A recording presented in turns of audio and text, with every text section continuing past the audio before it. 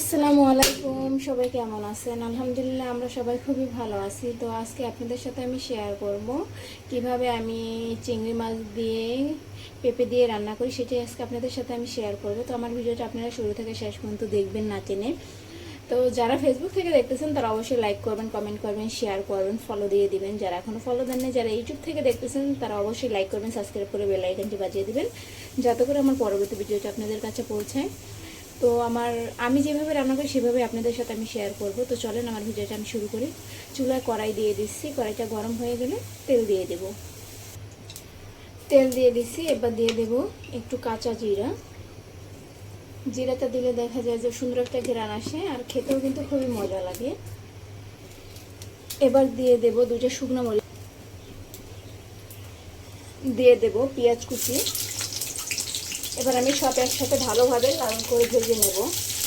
ফোড়নে শুকনো মরিচটা আর জিরাটা দেওয়ার চেষ্টা করবেন, এতে করে কিন্তু তরকারি স্বাদটাও দ্বিগুণ হয়, আবার খেতেও ভালো লাগে, সুন্দর একটা ঘ্রাণ আসে। তো লাল লাল করে ভেজে নেব। পেঁয়াজটা লাল লাল করে কিন্তু ভেজে নিয়েছি, এরকম একটু ব্রাউন করে গাঢ় করে ভেজে নেবেন, এতে করে সুন্দর একটা ঘ্রাণ আসবে। দিয়ে দেব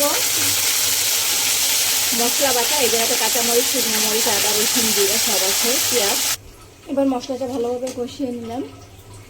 এ পর্যায়ে দিয়ে দেবো হলুদের গুঁড়া, দিয়ে দেব স্বাদ মতো লবণ, আর দিয়ে দেবো মরিচের গুঁড়া। কারণ মরিচের গুঁড়াটা একটু কম দেবো, পেঁপেতে মরিচের গুঁড়া কম দিতে হয়, নাহলে বেশি দেখা যায় মরিচের গুঁড়া বা ঝাল খেলে তখন কিন্তু বুক জ্বলে। পেঁপে, মিষ্টি কুমড়া, লাউ এইসবে কিন্তু ঝাল সবসময় কম দেওয়ার চেষ্টা করবেন। তো মশলাটা এবার ভালোভাবে আমি কষিয়ে নেব।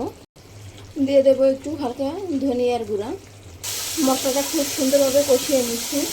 এবার আমি এই গুঁড়া চিংড়িটা দিয়ে দেবো। চিংড়ি মাছটা আমি ভালোভাবে বেছে ধুয়ে রেখেছিলাম, তো এই চিংড়ি মাছটা দিয়েই রান্না করবো, গুঁড়া চিংড়ি দিয়ে। এবার একটু ভালোভাবে চিংড়ি মাছটাও কষিয়ে নেব। চিংড়ি মাছটাও কিন্তু ভালোভাবে কষানো হয়ে গেছে, এবার আমি পেঁপেটা দিয়ে দেবো। এবার আমার কুচিয়ে রাখা পেঁপেটা দিয়ে দেবো।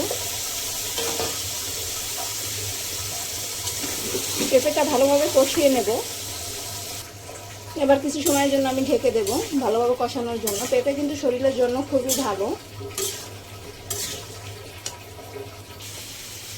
পেঁপেটা কিন্তু খুব সুন্দরভাবে কষিয়ে নিচ্ছে। এবার আমি পরিমাণ মতন পানি দিয়ে দেবো ঝোলের জন্য। অনেকটাই কিন্তু পেঁপেটা সিদ্ধ হয়ে গেছে। পেঁপে দিয়ে ভাত খেলে কিন্তু পেট ঠান্ডা হয়ে যায়, তাই না? এবার আমি কিছু সময়ের জন্য ঢেকে দেবো, তারপর নামিয়ে নেব ধনিয়া পাতা দিয়ে। তারপর কিন্তু অনেকটাই হয়ে গেছে পেঁপে দিয়ে চিংড়ি মাছের ঝোল। তো এবার আমি দিয়ে দেবো কুচি করে দেয়া ধনিয়া পাতা। আপনারা বাসাতে অবশ্যই ট্রাই করে বলবেন কেমন হয়েছে খেতে। এটা কিন্তু বাচ্চারা, বড়রা সবাই খুবই পছন্দ করে, আমার মেয়েরা খুবই পছন্দ করে। এভাবে চিংড়ি মাছ দিয়ে, লাউ দিয়ে, তারপরে মিষ্টি কুমড়া দিয়ে রান্না করলে, পেঁপে দিয়ে রান্না করলে দেখেন কতটা সুন্দরভাবে নরম হয়ে গেছে, গলে গেছে।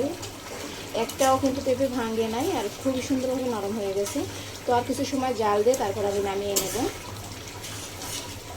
তো সবাই আমার পাশে থাকবেন, সবসময় আমাকে সাপোর্ট করবেন, সবাই আমার জন্য দোয়া করবেন বেশি বেশি করে। তো সবাই ভালো থাকবেন, আজকে এই পর্যন্তই। আল্লাহ হাফেজ।